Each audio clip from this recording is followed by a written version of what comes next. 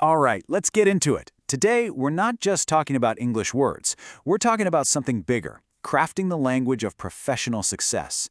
We're going to bridge that gap between just knowing English and truly speaking it in a way that can actually fast-track your career. So let's begin. So, you know the words, right? But here's the real question. Are you speaking the language of success? This is all about taking the English you already have and turning it into a powerful tool, one that helps you show your value and really go after your biggest career goals. You know, every expert out there was once a beginner. So that's exactly where we're going to start, right at the foundation, with the building blocks of communication. Because getting the basics right with that professional touch, that's what really makes the difference. Just take a look at this. It's pretty clear, right? Context is everything. Imagine walking into a job interview and saying, "Hey, what's up?" Yeah, probably not the best first impression. Understanding when to be formal and when to be casual is your first major step to making sure you always sound like you belong. And look, this is where we all begin, with the basics, right? Things for everyday life. Think of this stuff as like the basic ingredients. Now, we're going to use this foundation to build something much, much more powerful for your professional life. Okay, so how do we actually use this? Let's talk about the first big one, the job interview. This is a high-stakes moment where the right words aren't just a nice-to-have, they're a total game-changer. They can be the difference between getting the offer and getting that, "we'll keep your resume on file" email. The classic question. We've all been there, right? An interviewer leans in and asks this, and honestly, this question is a gift. It's your chance to really shine. But how do you answer it without just, rambling on? Well, there's a fantastic little framework for this. Say hello to the STAR method. Seriously, this is your secret weapon for telling a great story. Instead of just listing facts, it helps you build a narrative. First, you set the scene. That's the situation. Then, what was the goal? That's your task. Next, and this is key, what did you specifically do? That's the action. And finally, the big finish. What happened because of what you did? That's the result. And here it is, playing out perfectly. The situation, growth was stuck. The task, they had to find new clients. The action, they got together with sales and marketing to brainstorm. And the result? Bam! More clients, more revenue. See how that works? It's so clear, so concise, and it just screams impact.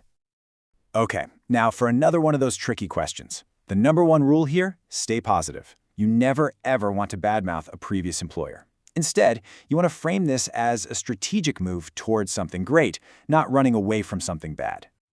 And this is how you do it. The focus is all on the future. This kind of answer shows you're ambitious, you've done your homework on this company, and you see a future for yourself here. That's exactly what a hiring manager wants to hear. All right, you got the job. Awesome. But the work doesn't stop there. Now we need to talk about how you succeed day in and day out. And honestly, a huge part of that comes down to confident communication, starting with something we all do every single day, sending emails. I mean, just look at the difference here. It's night and day, right? The email on the left is just confusing. It's lazy. But the one on the right, it's a thing of beauty. Clear subject, straight to the point, tells you exactly what to do, it respects the other person's time, and that gets you results. And here are some ready-to-go phrases you can start using literally today. These are your building blocks for better emails. They're polite, they're direct, and they just make you sound instantly more professional and on top of things. Of course, it's not all about emails. To really be part of the conversation, you need to speak the lingo of your industry.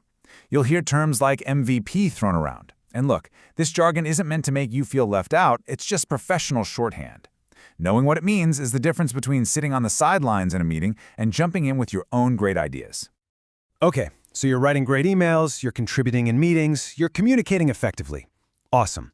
Now it's time to level up. We're going to move beyond just being correct to sounding truly natural. And that means diving into the world of idioms and phrasal verbs. Let's start with a really common one. Something super easy to do. It's a piece of cake. It just sounds so much more natural than saying it was very easy, right? It adds a bit of personality. Okay, what about when something is crazy expensive? It costs an arm and a leg. It just paints a much better picture, doesn't it? It adds that extra bit of oomph that very expensive just doesn't have. And another one you'll hear all the time in the office, spill the beans. It just means revealing a secret.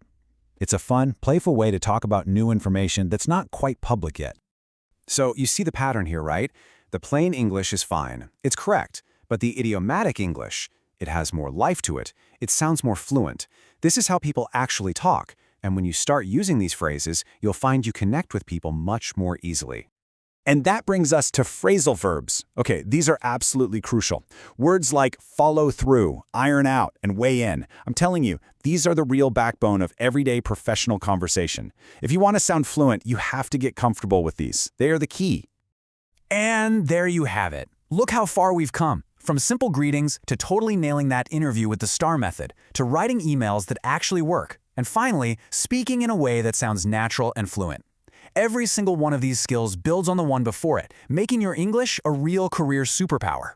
But look, this isn't the end. It's the beginning. You now have a whole new set of tools to communicate who you are, what you can do, and where you want to go. So there's really only one question left to ask. What story are you going to tell?